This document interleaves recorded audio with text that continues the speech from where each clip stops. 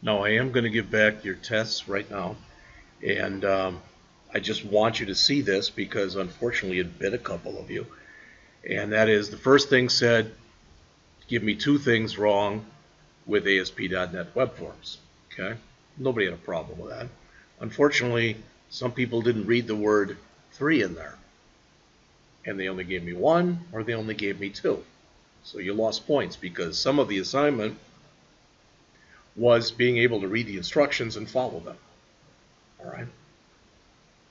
So if you did lose points, that may be why you lost points. All right? So pass these back.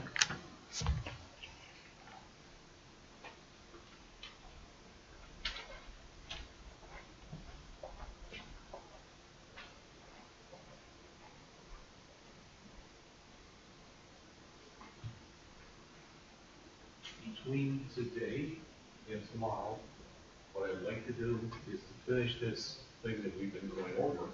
And after we finish it, I want to go over chapter 2 in our book, which is creating an application, albeit not really a great one, but an application. And after we do that, I want to go over a Bootstrap example. And your chapter 2 test is going to be, my guess is, and I could be wrong on this, but my guess is most of you who have created your electronic portfolio did not use Bootstrap. So I'm going to ask that you go back and you try to rewrite it in Bootstrap. And if you already have, if it's 1 page, try to make it multiple pages. And if you say, well, I've already done that, then we'll have to talk, I guess.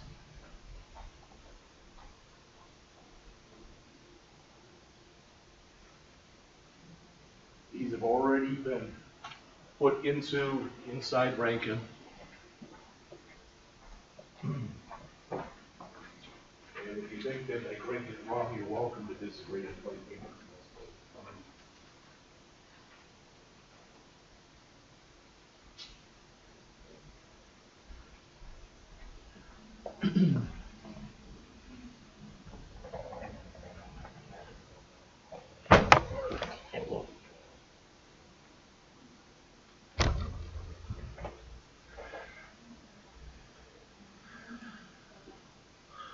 All right then.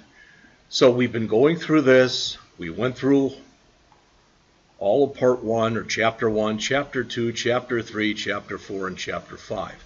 I did not go through the project on chapter 6. We're going to do something, I think, more substantial today with that.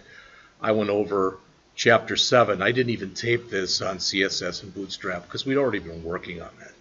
So again, my hope is today we'll go through the rest of this, 8, 9, 10, 11, and 12. I'm not in any hurry, but that's fine. And if we do, we're going to jump right into chapter 2 of the book, all right?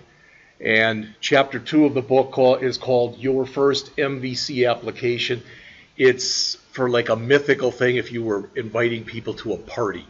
So they do it using MVC. It's not the greatest example, but it's an example, and it does start to show Bootstrap. All right, we'll get done whatever we can get done on that between today and tomorrow, and then we will go through the Bootstrap example. I want to give you time on Friday then to, that'll basically be your chapter 2 test, will be to update or upgrade your electronic portfolio to have it use Bootstrap. All right. So I'm going to jump right into Lesson 8. Now, just so you know, they have you build version 2 of this IMDb thing in Lesson 8, but it's almost a rehash of what we've already done. So I'm going to do it, but it probably won't take very long.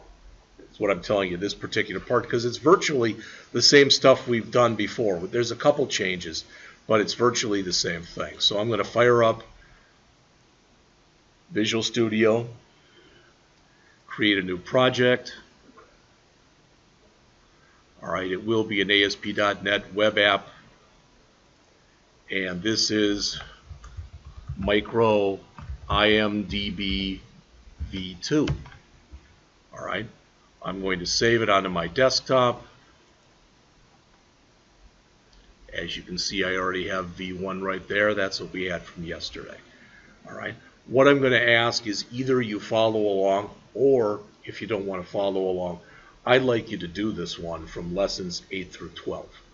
All right. And this is going to be the homework, so to speak, for, it's already in there out on Inside Rankin. All right. So again, I've selected my desktop. You can see that's changed. I'm just going to keep the solution name the same thing as my project name. Click Create. This will be another empty project, but it again will use MVC. Why? Because that's what the author has done. So I'm just following his lead. All right. And Create. Nothing new here. This is the same stuff basically we did before. Instead of calling it IMDb V1, it's now IMDb V2. All right. So that's what they have you do here. All right. Then they have you install the entity framework, and I am going to do it the other way just so you see it. And what I mean is I'm going to come into the project right here and go to Tools and go down to NuGet Package Manager and the Package Manager console. All right. It really is important that you learn how to do this both ways. All right, because a lot of companies do it one way, a lot of companies do it the other way. So I'm going to click here on Package Manager Console. You'll notice that down at the bottom of my screen, you can see what it did. It loaded the Package Manager, and there's PM.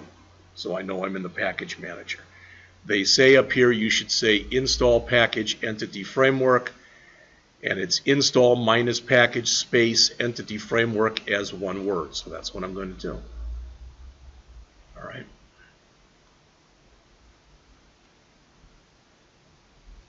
What I did there. Well, let's stop it anyway. So I want Tools, Package Manager Console. Make sure I'm in the right one here. And I'm not. There we go. So it is install, and again, it should be case insensitive, minus package entity framework. All right, and I showed you this the other day. I'm going to hit enter in a second. When I do, it should just scroll through. It may show something in yellow. It may not. Again, if it shows nothing but just black text and then the prompt, that's good. If it shows yellow, it's giving you a warning, but that's also okay. If for some reason it were to show red, that would be an error. All right, and I'm hoping I didn't make any errors. I don't think I've done enough to make an error yet. So I'm just going to hit enter. And you can see here what's happening. It's back here to the prompt. Literally took like 3 seconds. And what did it say? All right. It went out basically to where Microsoft keeps all that stuff. Okay. And it downloaded it. Now, I'm looking. I thought yesterday when I did it, and I did it from the other way, I thought it was 631 and this is 620. Why is that? I don't know. Okay. So all you need to do when you want to use the package manager is to say install minus package space, then the name of the package that you want to install. All right. And what I should find now is if I go down or go over to here, I should have the same references, the entity framework in the entity framework SQL server. All right. So it did work the same way. I could never, if I asked you to do this, I can't tell how you do it. You can do it either way. That really isn't important one way or the other. All right. Next they want us to add a movie controller. We've done this before, so you know how to do this. You right mouse click on the controllers folder. You choose add. You choose controller. They want it to be empty. And they want it to be called movie, singular. So again, nothing new here. So we right mouse click on our controllers folder. Choose add controller. Choose the top one, which is MVC5 controller empty. Click add. Change the name from default to movie. Again, like I said, nothing new there. It's the same way that we have done it previously. Click add. That will create a movies controller file.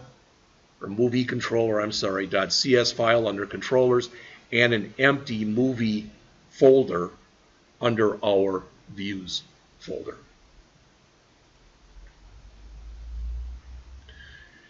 We can look at it here, or we can look at it in the actual code. I'm not going to go over this. We already have. There really shouldn't be any surprises in the code that you see on the screen right now. You should at least have a fundamental understanding of what it is and what it's doing.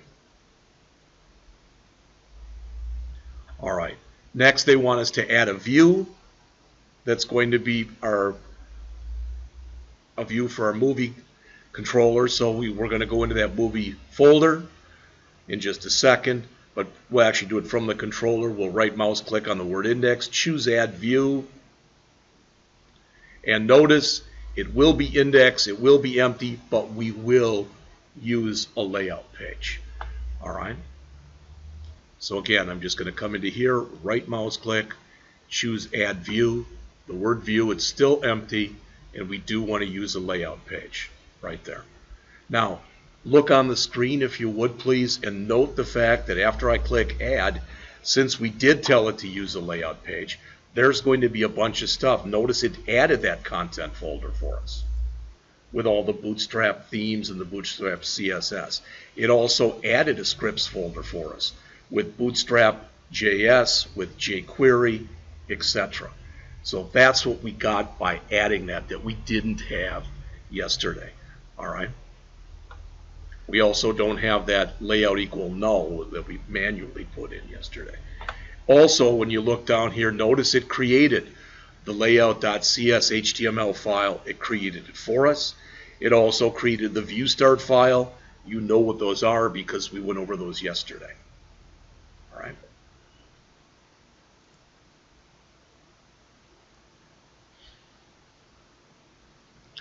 And if you want a better explanation than the one I have given you, all right, they show you the picture and then they explain what these files are. I don't feel the need to do that at this particular time. I do want to say one thing to you. It's not a big thing, but just so you know, the Glyphicon support that you actually get with this is very limited. In fact, what a lot of people end up doing is removing this or not using these and going out to Font Awesome and basically grabbing the stuff from Font Awesome because you get so many more icons, Glyphicons that you can use. All right.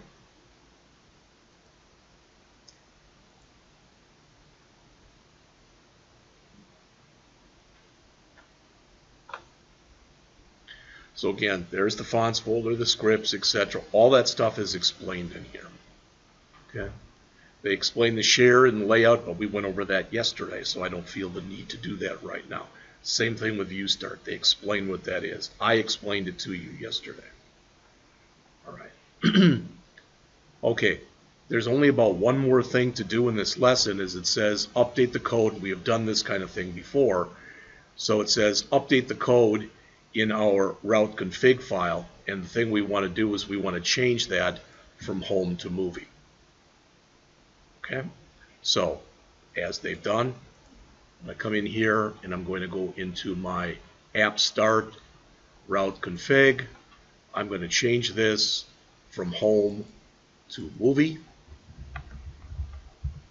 All right, that's the only change you should have to make in this file. And I'm going to do a file save all. And finally, I'm just going to run the program. We have done almost nothing thus far. The only code we've really put in, it's just been very limited at best. What you'll see when you take a look at this, since we did use the kind of predefined layout, is it's going to look a little different than it looked previously.